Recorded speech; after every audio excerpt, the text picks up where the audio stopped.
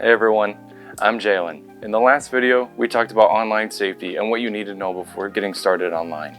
If you haven't watched that video yet, go watch that one so then you know the basics of online safety and then come back to this one. Now that you made it through that video, we get to talk about the fun stuff. In this video, we'll talk about topics such as the gear you can use, how to name your channel, and how to market your content, and a lot more. First off, I want to make it clear that the quality of the equipment you're using isn't as important as it sometimes seems.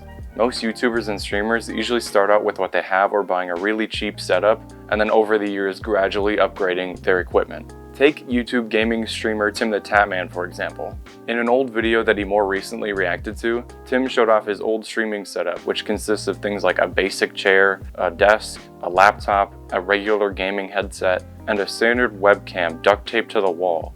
This proves that high quality gear is not a priority when starting out. While it'd be nice to have a high quality camera like the one I'm using right now, chances are you have a smartphone which has a pretty decent camera in itself.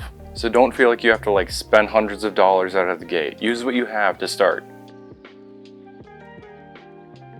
Now if you're trying to make a name for yourself online, the first thing you want to do is find out what kind of internet personality you want to be. Are you going to be a gamer, a beauty guru, a lifestyle influencer?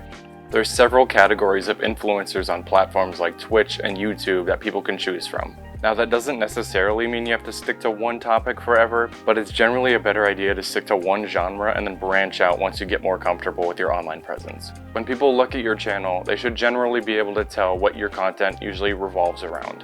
Once you decide the style of content you're going for, it's time to decide arguably one of the hardest parts: a name. When choosing a name, there's a few things you want to keep in mind. One thing to keep in mind is the marketability of your name. Is it a name that people are going to remember? Is it unique? Sorry to disappoint, but Pizza Lover 8597 is not a very marketable name. You also want to make sure your name is free of copyrighted material. Take Twitch streamer Jaelon for example. She was formerly known as Neytiri on Twitch, but recently had to change her name because Neytiri is actually a character from the 2009 Avatar movie. Jaelon reportedly ran into issues not only being able to brand herself, but she also found that she was competing with the movie character in search results, making it harder for people to find her streams. Another tip is to know your audience. Typically, a creator will have a certain demographic of people that their content appeals to. This is the group of people that's going to consistently watch your videos. For example, the famous YouTuber PewDiePie shared analytics back in 2019 that his viewers were predominantly in the age range of 18 to 24 years old. So if you are making videos about Minecraft, which typically has a younger audience than other types of content, you might want to consider what kind of substance you're putting into your videos. If the content is aimed for younger audiences, you should make sure it is appropriate for that age group.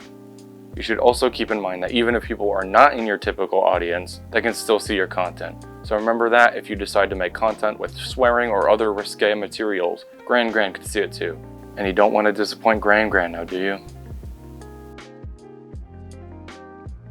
Lastly, it's important to know that growth is going to have its ups and downs, regardless of the platform you're on.